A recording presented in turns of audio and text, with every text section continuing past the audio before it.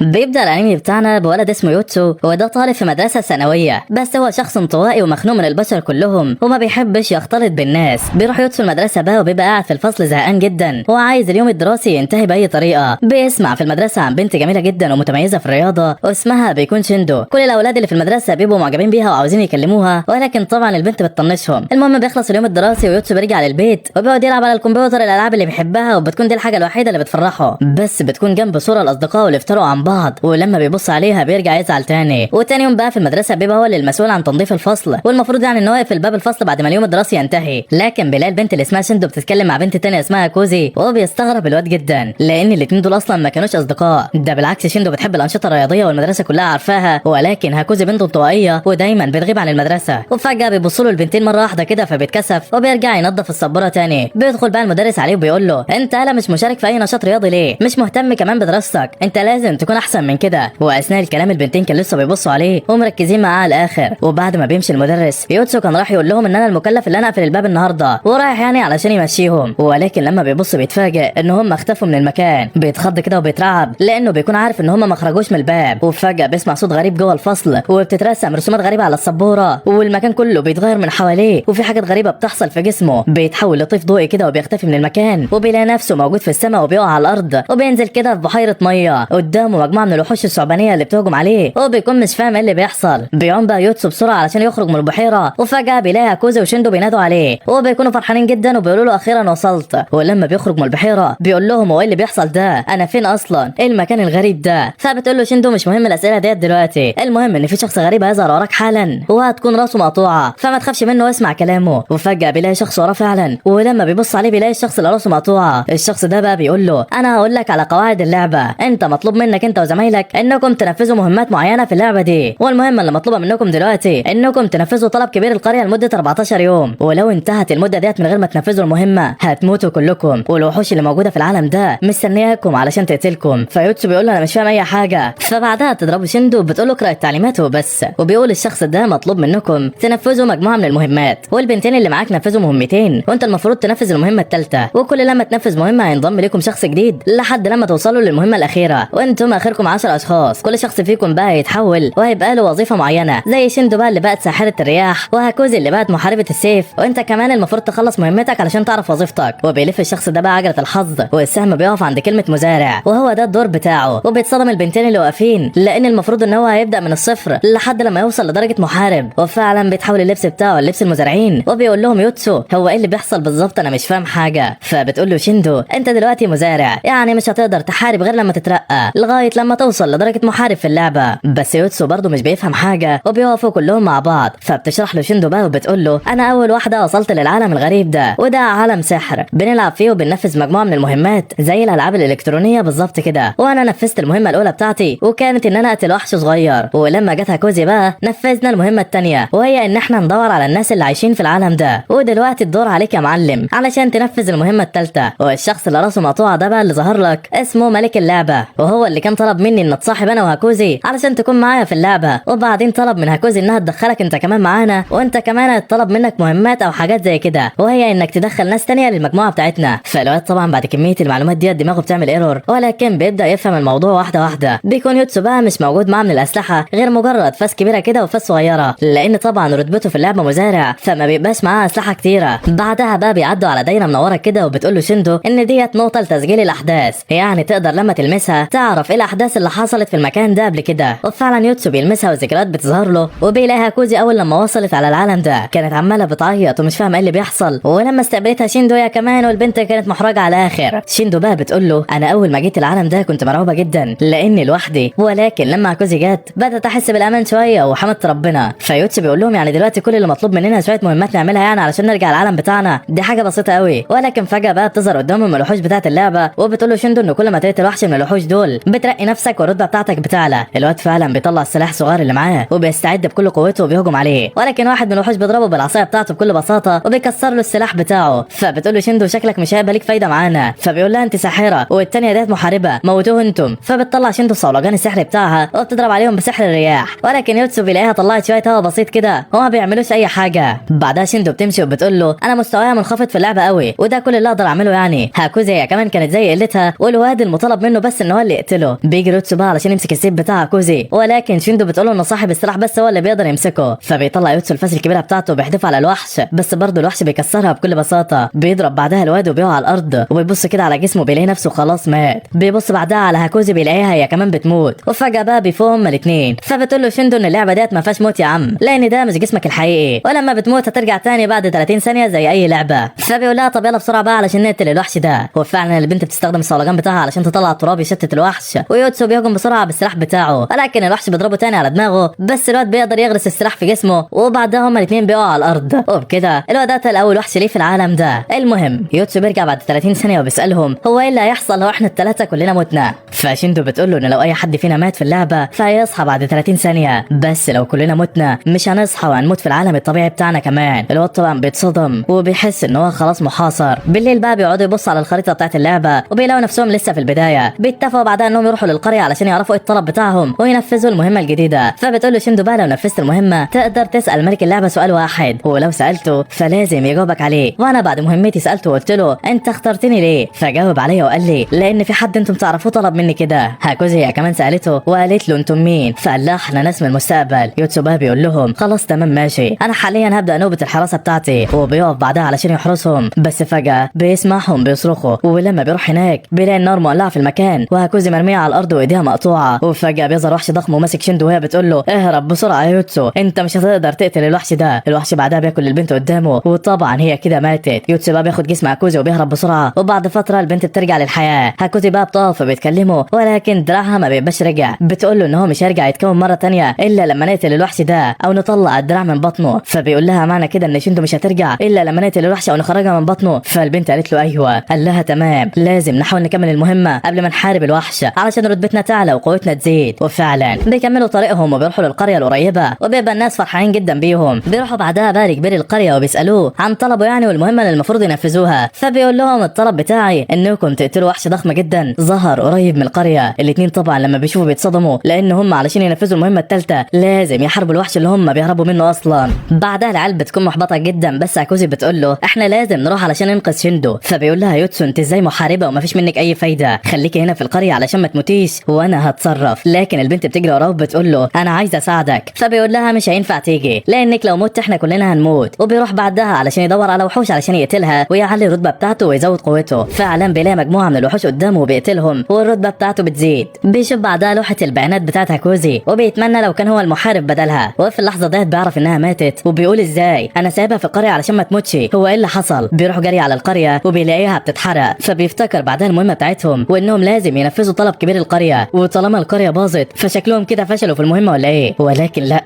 لما بيبص على لوحه البيانات بتاعتهم بيلاقي هاكوزي رجعت للحياه مره تانية. فبيستغرب وبيفضل يدور على الناس اللي في القريه بس مش بيلاقي اي حد. فبيروح بعدها عند دايره التسجيل للذكريات وبيشوف هاكوزي بتكلم طفل صغير وبتقول له انا الحقيقه مريضه بمرض خطير جدا وما بقدرش ابذل اي مجهود علشان ما اموتش، بس انا في العالم بتاعكم مش حاسه بالمرض ابدا، قوتي بتزيد كمان، ولما ارجع للعالم بتاعنا هخترع ادويه تعالج المرض بتاعي وكمان الامراض اللي موجوده في العالم كله. بعدها البنت بصوت حزين كده بتقول له انا مش مفيده لاي حد ولكن بحاول اساعد الناس وانقذهم على قد طاقتي. يوتسو بقى لما بيسمع الكلام ده بيتضايق جدا لانه ظلمها. بيشوف الذكريات كمان الوحش الضخم وهو بيهجم على القريه والناس بتهرب، وفي اللحظه ديت بيظهر الوحش ورا يوتسو والواد بيجري بسرعه لانه لو مات كلهم خلاص هيموتوا. بيفضل يهرب لحد لما بيلاقي قدامه وحش صغير وبيهجم عليه بسرعه وبيموته علشان الرتبه بتاعته تعلى وقوته تزيد. بس اول لما رتبته بتعلى الزمن بيقف، الوحش بيتجمد في مكانه وبيظهر ملك اللعبه بيقول له مبروك يا باشا، الرتبه بتاعتك علت ووصلت لرقم 10، من حقك تغير المهنه بتاعتك. وبعدها بيدور عجله الحفر وبيتمنى يوتسو ان هو يبقى محارب ولكن للاسف بيبقى طباخ. بيتضايق في الاول كده من الوظيفه ولكن بيقول انا كده ممكن الاقي سكينه في الاسلحه بتاعتي، وفعلا بيلاقي سكينه. بيتحول بقى للبس الطبخ وبيمسك السكينه وبيبص على جسم الوحش، بيقدر فعلا يشوف اعضائه وديت واحده من مميزات مهنه الطباخ. بيعرف بقى المكان اللي يضربه فيه وبيرجع الزمن تاني، بيضرب بالسكينه فعلا في جسم الوحش والوحش بيقع على الارض ولكن ما بيموتش.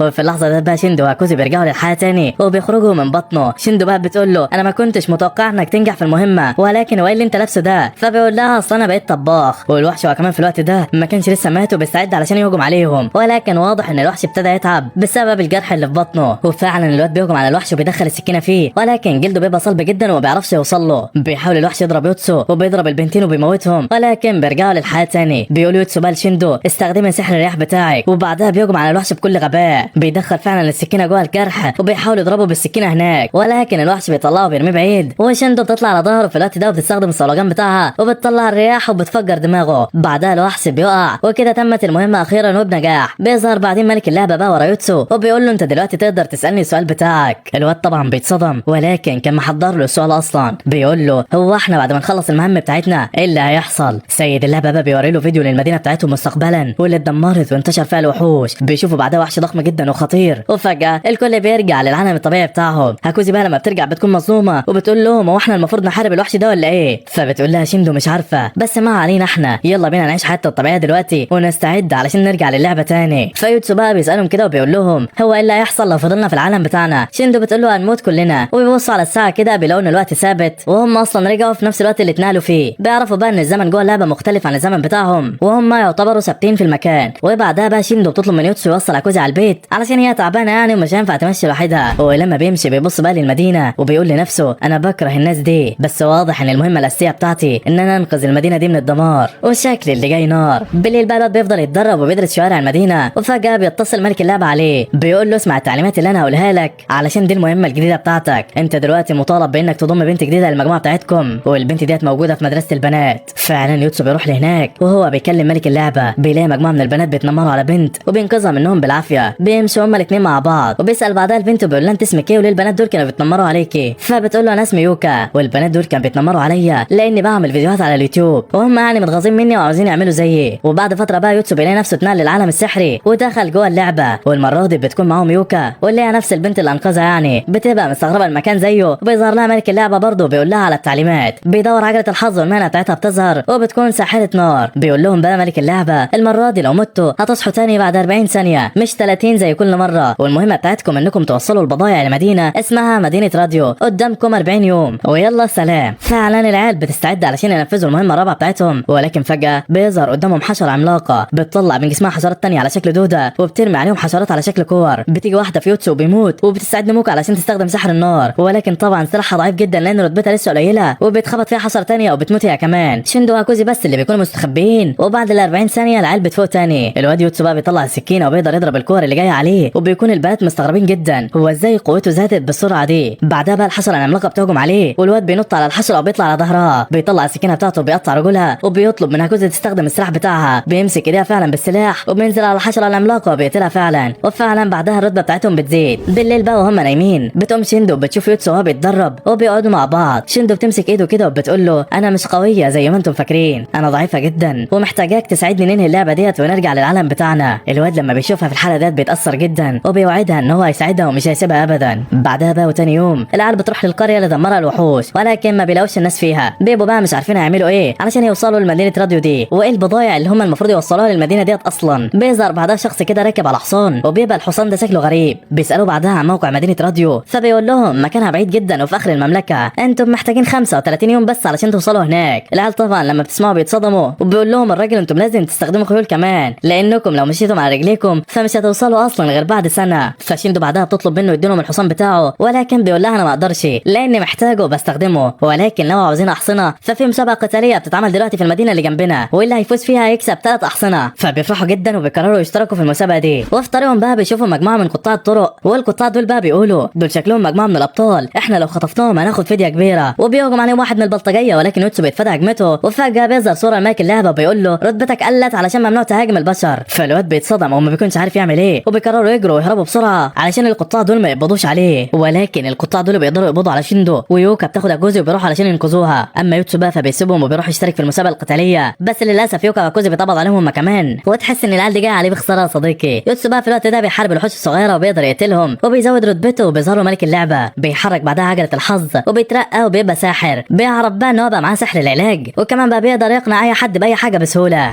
بعدها بقى يوتسو بيروح لمكان المسابقه وبيقدم فيها علشان ياخد الخيول، ولكن للاسف بيخسر وبيتقتل في اول جوله. البنت بقى اللي كسبته اسمها كاهيا، وديت المفروض يعني بنت ملك المدينه. الواد بقى بيروح يترجاها وبيقول لها بالله عليك انا محتاج الخيول اللي في المدينه بتاعتكم. فالبنت بتقول انا موافقه ولكن بشرط واحد، وهو انك تساعدنا نقتل وحوش كتيره. بعدها بقى العيال بتروح لقائد المدينه وبيوافق يديلهم حصان واحد بس. فعلا بقى بالحصان ده بيقدر يوتسو وكاهيا انهم يروحوا ينقذوا البنات، وبيعرفهم يوتسو ان هو ما جابش غير حصان واحد معاه. بتظهر كاهيا بقى فجاه وبتقول لهم انا هجيب لكم خيول تانية بس بشرط تخلونا اجي معاكم واعلمكم القتال بالسيف، لانكم طبعا ما بتموتوش وانا بكده اعرف اموتكم براحتي وتصحوا تاني. العيال طبعا بتتصدم من اللي هي بتقوله وبيحسوها دماغها مشاعة كده يا صديقي. فعلا بقى بتبدا رحلتهم وبيقابلوا وحوش صغيره كده في طريقهم، بيقدروا يهزموهم وبيكملوا الرحله وبيبصوا على الخريطه، بيبقى فاضل 15 يوم بالظبط و5 ساعات على نهايه المده. وفجاه بقى بيلاقوا في الطريق مجموعه وحوش على شكل ذئاب بتهجم على الناس. بتنزل عكوزي بقى وبتقول لهم انا لازم انقذ الناس دي، مش هسيبهم يموتوا وانا موجوده. يوتسو بيقول لها يا ست تنيلي، انت عارفه تعملي اي حاجه، وبعدين يعني لو احنا رحنا انقذناهم كده هنتاخر على المهمه بتاعتنا. فبتقول له انا مستعد اضحي بحياتي عشان انقذ اي انسان. يوتسو بقى لما بيسمعها بيتاثر وبينزل هو كمان وبيقول لها وانا معاكي. فعلا بينزلوا من العربيه وبيهجموا على الوحوش، لكن الوحش بيضرب عكوزي وبيهجم عليها ويعضها من رقبتها، والوحش التاني بقى بيضرب الطاسه من ايد يوتسو وبيطيرها. الواد في الوقت ده بيستخدم الاقناع السحري بتاعه وبيحاول يقنع الوحش ان هو يبص وراه، لكن الوحش بيفضل يهجم عليه برضه وما بيرضاش يسمع كلامه. لكن يوتسو بيقدر يضرب الوحش في عينه وبيكون خلاص هيقتله، بس الوحش التالت بيكفره وبيقتل يوتسو، والمفروض كده يستنى ل 40 ثانيه علشان يصحى. وفي اللحظه ديت بقى الجنود اللي في القافله بيهجموا على الوحش وبيقتلوا واحد منهم. ال 40 ثانيه كمان بتاعت عكوزي بتخلص وبتقوم وبيشوفها يوتسو كانت رايحه ناحيه الوحش، والوحش هو كمان شافها وبيهجم عليها. البنت بقى بتفضل ثابته في مكانها وبتفضل تقلب في الاسلحه بسرعه رهيبه، بتقول انا لامتى هفضل ضعيفه كده، انا لامتى هفضل الكل يلحقني، انا مش هكون ضعيفه تاني. الوحش هو كمان بقى بيهجم عليها بسرعه جدا، واول لما الوحش بيقرب منها بتطلع السيف بتاعها وبوم بيدخل في الوحش وبيقتله. بعدها ال 40 ثانيه بتاعت يوتسو بتخلص والوحش اللي فاضل بيهجم عليه علشان يقتله، ولكن الواد بيجري بسرعه ناحيه عربيه اصدقائه، واول لما بيقرب منها بتظهر كاهيا وراه وبتطير رقبته، وبكده اخيرا الكل اتلحق. بعدين بقى يوتسو بيبدا يعالج في المصابين اللي في القافله، وقائد القافله بيظهر وبيشكره على اللي عمله. بيساله بيقول انتم رايحين فين؟ فبيرد قائد الجنود وبيقول لهم رايحين على مدينه راديو علشان نودي الاثنين رجاله دول واللي معاهم الطفل علشان يتعدموا هناك لانهم خالفوا اوامر الملك وما سمعوش الكلام. هنا بقى العيال بتفكر وبيقولوا لنفسهم ان ممكن البضائع اللي ملك اللعبه عايزنا نوصلها هي الناس دول، ولا ده فخ معمول لنا علشان ملك اللعبه يشوفنا ولا ايه؟ هنا اتحطوا ما بين خيارين، يا ينقذوا الناس من الموت او ينفذوا المهمه. في اللحظه ديت بقى كاهيا بتقول لهم الملك بتاعكم ده ظالم جدا، عايز يقتل ناس بريئه لمجرد مخالفتهم للاوامر، وكمان مش عاوز يقتلهم في مدينتهم، لا